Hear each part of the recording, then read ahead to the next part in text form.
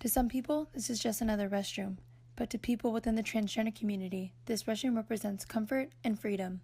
A freedom that was just granted to them as little as over a year ago, but is already being taken away.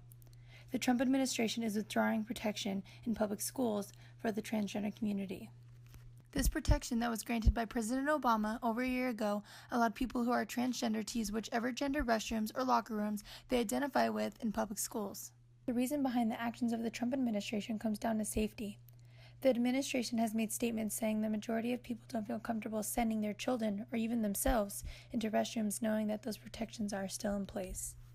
They have also made statements supporting that their decision doesn't take away all rights and that there are still many well-known businesses that have what they consider to be family restrooms that anyone has the right to use. One business that does have these family restrooms is Target.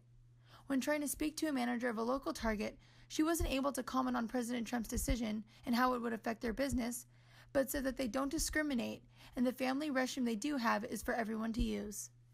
Rosalie Russo-Fiamingo, a local mother whose daughter is transgender, had a lot to say on President Trump's decision. Well, as a mom of a transgender child, it's definitely a step backwards for LGBTM rights. My daughter should have every right to use a woman's restroom.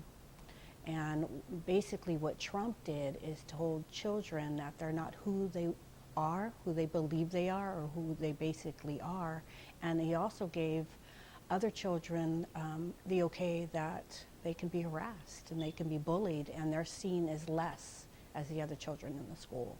I went around talking to a couple Cal State Fullerton students to get their opinion on the matter and whether they agree or not if this is a safety issue. I believe that the media and people are they're believed to have a thought that there's a safety issue when realistically there isn't. Yeah, I wouldn't mind at all sharing a bathroom or a locker room with a transgender person. I find no big issue with it at all.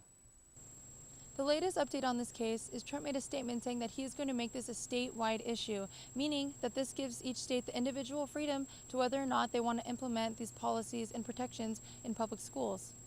This is Gabriela Castanilla signing off from Cal State Fullerton News.